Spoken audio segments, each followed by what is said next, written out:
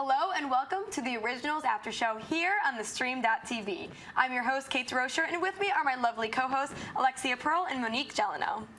Now, as always, we had so much excitement going on in this episode, and we really want to get to talking about it, but first, we want you all to join the conversation and tweet us at @theoriginals_AS. So, let's start by talking about all of the psychics' crazy predictions this episode. Do you guys think they're actually going to come true? I don't think Klaus is going to die. I don't think his Sire line is going to be extinct, but I want to know what they're seeing. I want to know what Alexis saw, their seer. We keep on getting these flashbacks and we see the blood being splattered, but where's the weapon? I didn't see it. Did you guys? I didn't see anything. I didn't see it. I don't believe nothing. It. I don't believe that any of her predictions are going to true. I mean, I don't think there's no way that my man Klaus is going to die in the originals. It's not going to happen. I think there was something wrong with her blood at that time. She needs to get checked. She was probably sick. That's what I'm thinking. If they got rid of Klaus, like, there goes the main character. There goes the main storyline. Where are you going to go from there? Nowhere. It's not going to work. But she does say that Lucien is doomed, and she saw it, and she was so sad and so apologetic, whatever. But I just don't see it happening. I don't know how she could be so apologetic when she sees Fran. She's like, oh, yeah, I jumped ship. I know who's going to win. She doesn't mention anything about Lucien. And then when she finally sees him, oh, sorry, crying. I don't believe you. Yeah. Get out of here. Yeah, she's like, sorry, I actually kind of betrayed you, but I'm still so sad that you're going to die. Like, okay. She was really quick to abandon ship. She was like, Lucien, you're gone. Bye-bye. I think Lucien could go, though. That's one thing that might come true. Klaus dying? No, I don't think so. Yeah, definitely not. Now, also,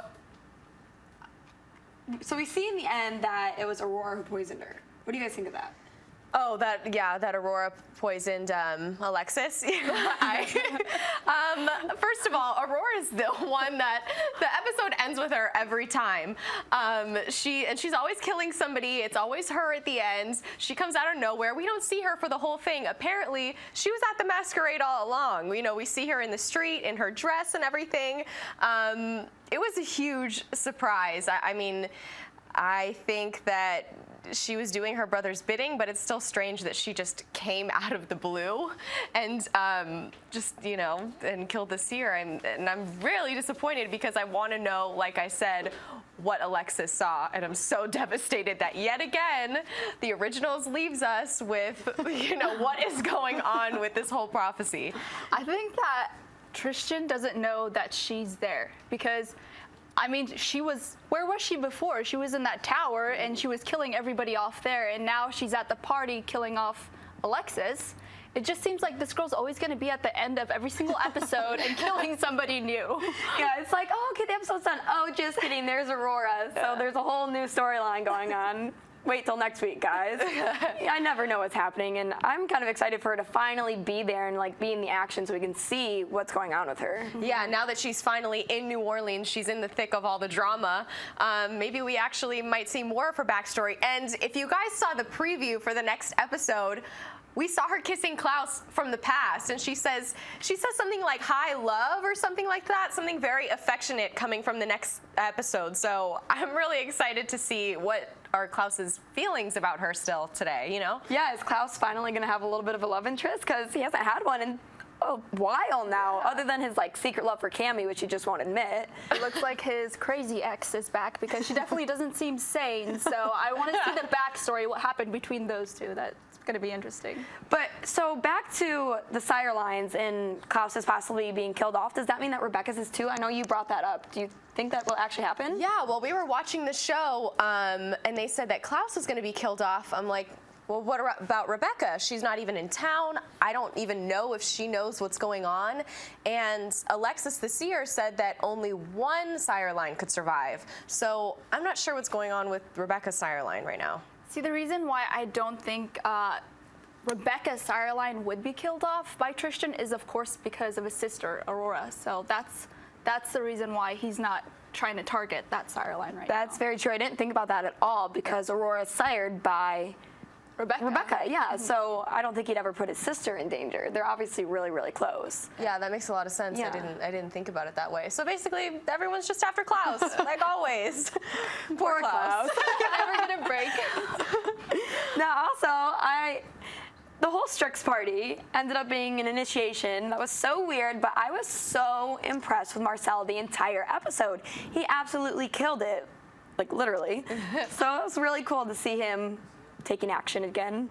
Yeah, especially because of like the first 3 episodes, we're not really sure where Marcel stands until now, and I'm still not quite sure where he stands. He went to the masquerade, so is he thinking about betraying Klaus and aligning with the Strix? But now, after all that the Strix put him through with the masquerade, I personally don't think that he's gonna side with them, or that he's gonna, if he does his bidding, it'll be for his own I don't know, purposes, or to help out his true alliance, I think. I agree. I think that Marcel, well, basically what he told Klaus, that he's going to go kind of, I guess, infiltrate the ancient vampires and help Klaus at the same time. Even though Klaus gave him a warning to kind of watch out and don't, you know, go on their side, I still have faith in Marcel. I think that everything he's doing is for Klaus's Sire line and himself, of course, because if Klaus dies, Marcel's gone too. Yeah, absolutely. And I still think that Marcel, in the end, he always ends up doing what kind of is the right thing. He never really betrays anybody, and he doesn't really always have his interests out. So I think he ultimately will work to keep the Mikaelsons safe and help Klaus in the end. And I also love how Klaus and Marcel still had that camaraderie in the end when Klaus healed him with his blood, and I think they'll be okay together. Yeah, I definitely think so too. I'm wondering, like, where's Davina at in all this? Because usually Davina and Marcel, or, you know, when any one of them is in trouble, the other one shows up and they're there. But we didn't see Davina at all this episode, and I was just waiting for her to poke out and kind of help Marcel, but that never happened, so. I know, I am still so wondering what's happening with Davina and her coven. They haven't shown any more since, what was it, episode 2? It's been a while now, and I just want to see what's happening with them. And I also miss Cammy. She wasn't in this episode either. And what about that candle for Hayley? What's going to happen there? I mean, it's going to go out any second now. That's one long-lasting candle. And we didn't see Jackson either. There's so many people that we did not see in this episode. I mean, it was a great episode, The Masquerade. I mean, I wish I was there. That was a fun party, but there's so many people we didn't see that we love. Yeah, I mean, they completely took this episode and made it all about Marcel and the Strix, which was pretty cool to see. I mean, it was pretty timely for Halloween with like the masquerade and everything, so it's kind of a cool episode, but I'm still so curious as to what's happening with the other storylines. But at the same time, do you guys think you would like Marcel to be with the Strix, or do you think you're not really in favor of it? I don't think I am. I'm not in favor of it because I want Marcel and Rebecca to be together. I mean, in season 2 at the end, when Marcel says goodbye to Rebecca, there's still that love there. He still cares about her. He lets her, you know, go off and be her witch self. But I always think they're going to get back together. And now Aya's come into town, and I don't want Rebecca to show up and Marcel has a new love in his life. That's devastating. Right? Yeah. So. I like Marcel and Rebecca, but the new girl, Aya, she seems pretty intense. Like their chemistry, you can definitely see it. So I think something will happen between those two. Even though I am all for Marcel and Rebecca, I think something's going to happen further with these two. Yeah, Aya likes to pretend like she doesn't have a thing for Marcel, she likes to play hard to get. Yeah, she does. She's good at it. But in the final scene, like, come on, we can tell you like him. So I think something's going to happen, which I'm always team Rebecca, just like you, Alexia, but maybe it's time for them to move on a little bit. Who saw Aya? She was all smirking and giving Marcel that look. So it's going to happen. What was the couple name you came up for them? Oh, Mariah. Like Marcel and Aya. I just think it's better than like Isella. I don't know. I don't know. I like Mariah. That's hilarious. They'd also make such a good team because obviously, like, she's a total badass. He completely figured out their whole plan at the Strix party, so they'd make a good team, I think. They do. Yeah. They do. Super smart couple. Yeah. They can definitely take anyone. Yeah. Now, do you guys think that Marcel is going to work with Tristan to get more power for himself, or is he going to be more faithful to Klaus and the Mikaelsons in the end? I think he's going to be more faithful to Klaus and the Mikaelsons. And the Strix were like appealing to, you know, Marcel and saying you can have all this power, like instead of New Orleans, like you can branch out and have all these other cities. But I don't think Marcel's that power hungry. Like he said, he's established order, he's established loyalty in New Orleans, and that's his family, and I don't think he's as power hungry as Klaus is, and I think that's kind of what the Strix were betting on, but I just don't think that's who he is, really. I'm all for Marcel, and I think he's one of the good guys. You saw him in the end when he was fighting the other vampire, Mohinder, I'm not sure what his name was, but he didn't even kill the guy directly because he's always fighting for his own people, and he says, I don't kill my guys like that. He has everybody's back in his group, so he's one of the people I trust, and I don't think he's gonna go against Klaus anytime soon. Yeah, I agree. And he was so mad at the Strix for the way they went about things, and they didn't really have any order or any rules. And he's all about the rules when he has his men. And I really respect him for that. I think it's really great that he always is looking out for his men instead of just for himself. So, like you said, Monique, I don't think he's going to only be out for himself and out for the power. I think he's really going to work for the better of everybody. Yeah. Yeah, and with that order, I mean, he loves New Orleans. He loves that city. With order within, his group of vampires, that's order and that's safety and security for the city as well. Because once normal people, like muggles or whatever, once they decide that, once they see that something's wrong or there's more killings, like what happened in the beginning of the season, everything's going to go haywire. So I think he wants to maintain, calmness within the city of New Orleans as well to keep, visitors coming. Definitely. Speaking of the killings, are they just done now? Who did them? I don't know. They didn't really give us any answers on that. So is it just over? I think Tristan was behind it. But like we said, I think it was, the last after show, that it wasn't, we don't think it was Tristan directly, but that it was his guys going out and doing the bidding for him. But yeah, it's kind of weird that all of a sudden stopped, but we haven't seen Cammy and we haven't seen the detective. So, I guess that could still be going on, but I think maybe that was just a threat for when Tristan came to town, just to let the originals know that he was coming. Yeah, I trusted Tristan. I don't know why, but I did in the last episode. Now I don't trust him at all. I think he's definitely the bad guy, and something's going on with this guy. And he's creepy, right? Like the way he was hitting on Hayley, and I saw Elijah get super defensive, especially at the end when he's like, "So what did you think of him?" And she's like, "He's incomplete." Good answer, girl. Good answer. I was like, "Oh, you're so coded, Hayley. I like the way you answer these things." Once again, another guy's out for Hayley. I want to be Hayley. I want to be Phoebe Tonkin. Of course, I want to wear that dress that she was wearing. She looked freaking amazing. That red dress and her hair, the lipstick. She was just perfect. Yeah, and Twitter was blowing up over that tonight. She looked beautiful. Phoebe Tonkin just in general is flawless. So I love it when they dress her up and they send her to these things, these masquerades and stuff. It's so fun to see her all done up. It's so funny. She was all looking for a dress from Rebecca. She was like, I don't usually wear formal gowns, so this is not my style. She pulled it off, though. She sure did a great job. She made Elijah jealous. She made Tristan jealous. She's killing it. I wonder what Jackson what he would do if he was there. He'd be like, guys, back off. This is my girl right here. Yeah. And she put Hope to bed, so she's, at home, right? And did Jackson see her in that dress? And when Elijah comes out, the whole time I was like, where's Jackson? How is he okay with this? Because he knows their backstory. He must know at least a little. Right. Do you think that he's actually okay with it, or is he just trying to make sure that, Hayley's happy? I wouldn't be okay with it if I was him. Absolutely not, because Elijah and her have such a deep connection and a past together. I wouldn't feel comfortable with my wife going off like that. But I think that Jackson really trusts Hayley because you see their connection, and it's just he's always there for her, and he loves her a lot. So I don't think he's ever gonna doubt Hayley in any way that she's gonna run off and do something. Even though there's that history between Elijah and Hayley, he just has a lot of faith in her.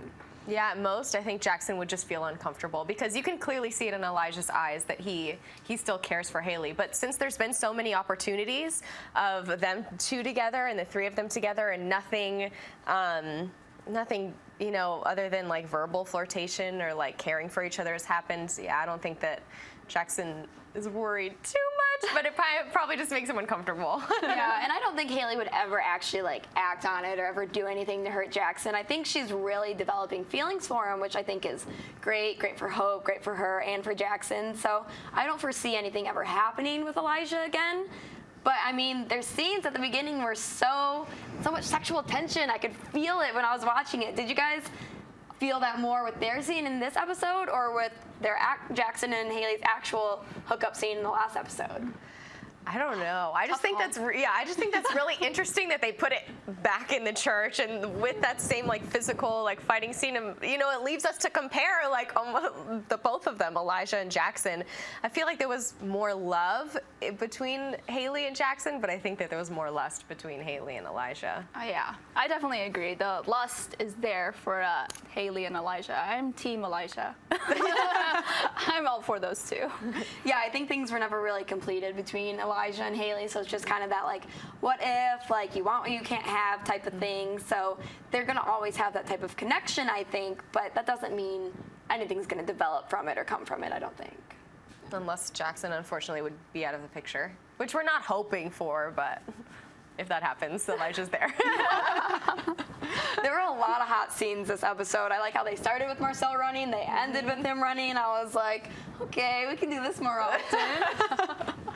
When I heard that he was going to have a boxing gym in this season, I was like, oh, yes, this is exciting. I get to see Marcel work out.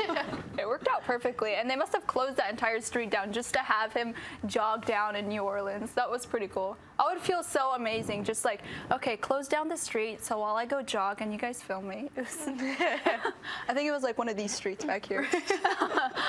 I'm like, sure, I'll do that. Yeah. I'll stand there and watch. Like, I'll be the videographer, no problem.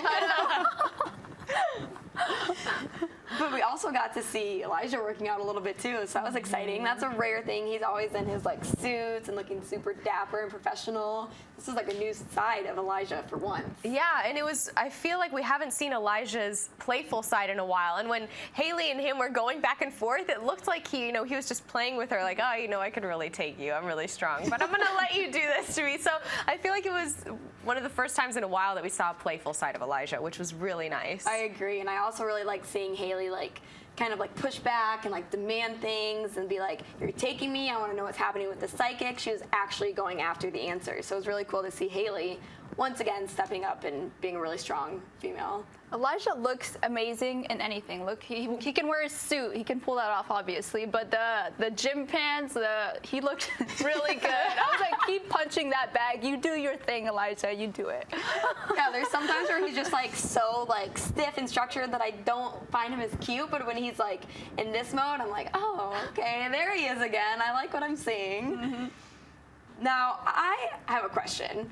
Why do the vampires, people in the strix, Tristan, why do they need security if they're vampires? Because he was like, oh, this is my security guard, the Navy SEAL, and I was like, oh, Lucian? Do you really? Yeah. Oh, yeah. I was like, do you really need him? I think Lucien is a lot more scared than he's leading on.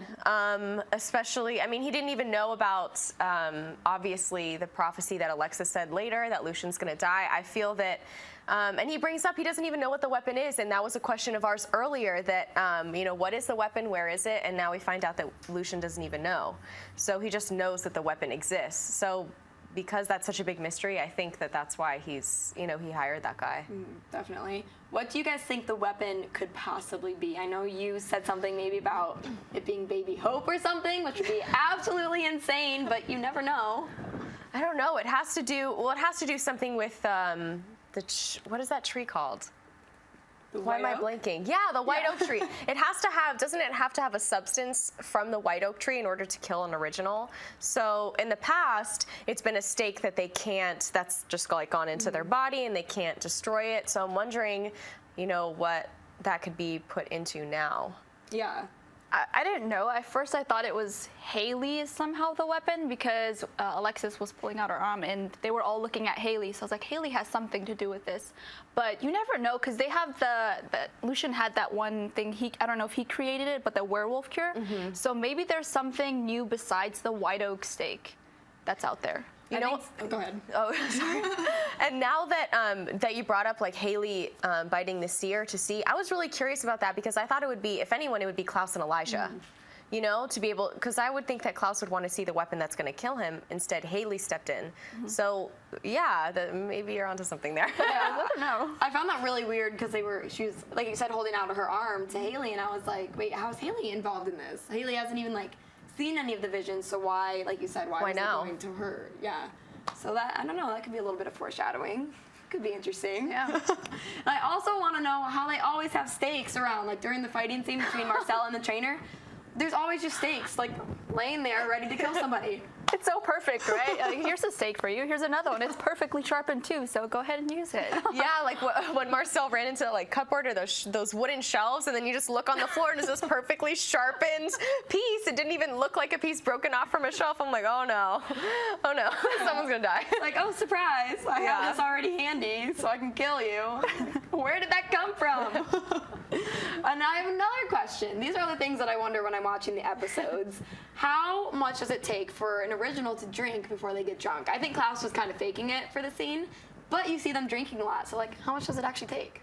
See, I always thought that the vampires never really get drunk because their body is always, it cures them basically. So how can you get drunk? Because alcohol in a way kind of is poisoning you. So yeah, you would think that their blood would just automatically flush those toxins out because they're so used to healing themselves. That's a really good point. I definitely agree with you that I think Klaus was faking being drunk just to get in there and to sneak Freya in, which was awesome. I didn't even realize it was her until a couple seconds later when she started going up the stairs. I'm like, that's Freya!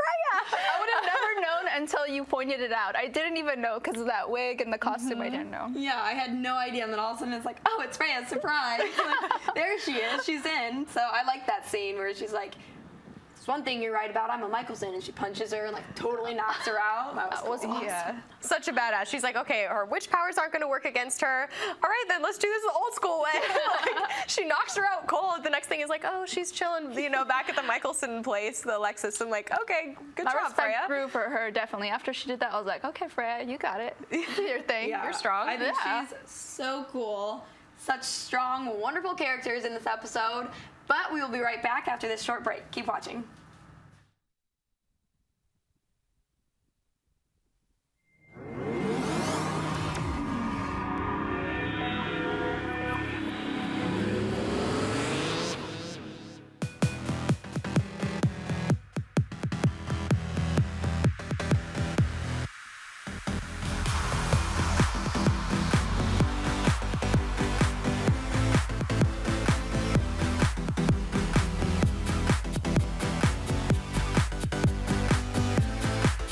Just in case you missed it live. In case you missed it live. In case you missed it live. In case you missed it live, this is for you. I love it. That was freaking oh my God. I didn't see any of this coming. Yeah, I'm not even gonna lie. Yeah, I was like,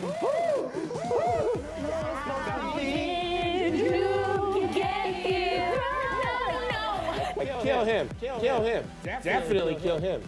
We're cool. Shade. Shade left and right, ladies and gentlemen. Ladies, let's put your 2 cents in it. Rubbed me the wrong way and the right way. But you were like, well, we want to know what's gonna happen. That was cute. We just want to say we love you all. Thank you so much for your support. You are all seriously the best in the world. Another beautiful summer at the Stream.TV. Here we go, guys. Thank you for being here. Peace out. Bye, guys.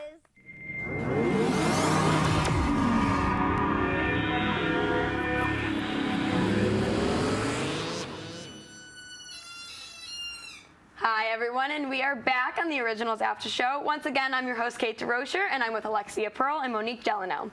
Now, the episode was crazy, and of course, all of the fans are just as amazing. And let's hear what some of our Twitter shoutouts were this week. Okay, we have the Originals AF. Klaus cannot die, y'all are scaring me. What do you think?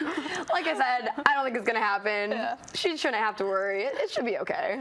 It is crazy to even think about it, though, that that's even being brought up, and that's the biggest issue right now. So all of us are Klaus fans. If you're an original fan, you have to be a Klaus fan. I mean, he's the original of the original. So everything's based around him, all the problems, everything. So yeah, that's devastating to think of him being not there. Yeah, Klaus is the OG of the originals. You can't lose him. He's not gonna die, and I'm just saying that because I believe it wholeheartedly. There's no way Klaus is gonna go off the show. Okay, next question is by OGS Writers. How gorgeous is Phoebe Tonkin in that dress? Once again, totally jealous of her in those scenes. She looks beautiful. She always looks beautiful, but tonight was just like, wow, okay, every guy's dream, so. Yeah, red's definitely her color. Yeah. Red is a great color on her. Good job to the to the costume designers. Very nice. Where did you get that dress from? Because I'd like to borrow it maybe one day in the future. It was so gorgeous. Okay, next question. Andy Lee 85. Who do you think is the funniest character on the show? I think it's Klaus. He has those one-liners that are so jabby at people or so even sarcastic.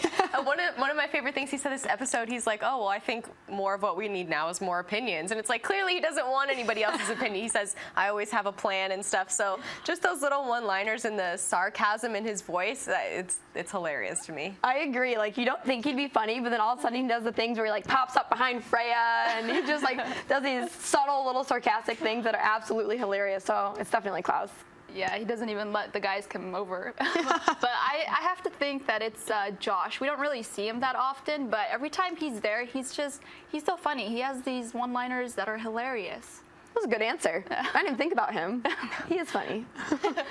Now, we also have some wonderful YouTube people following us this episode. So, Monique, what do we got from there? Yeah, so we have a live chat going on in all of our episodes. It starts even the week before we start going on, so you guys can start posting up things throughout the week, and then when we go live, you can still continue on writing on our live chat. So Nicholas Kelly says, and Aurora managed to get into New Orleans unnoticed. Do you think she would leave a trail of bodies? I mean, last episode though, when she, when she killed all those like Buddhist monks. That is a really great question. She comes into town and decides not to kill anybody until she kills Alexis.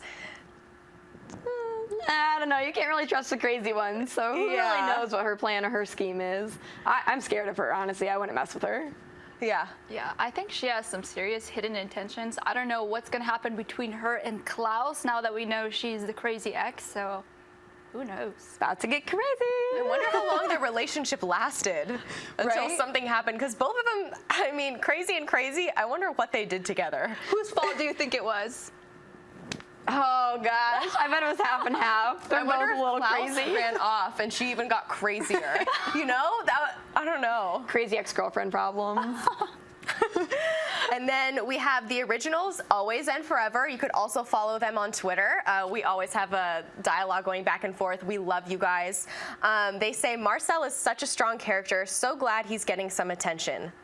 Definitely. Like you said, Kate, this episode was a lot about Marcel. And we didn't see too much of him this past season until now, and I loved it. Yeah, much deserved. He's such a cool character, and it's so cool to see him like in the fighting scenes and defending himself. I love Marcel. He is. He's. I was worried for him just for 1 second with the daylight ring that he couldn't find it. But why should I be? He's obviously so strong. He's really clever. He knows what he's doing. So I really enjoyed seeing Marcel on this one. Definitely. Well, thank you all for watching. And if you haven't already, subscribe to the stream.tv and be sure to keep tweeting us this week at @theoriginals_AS. Thank you so much for watching, and we'll see you guys next week.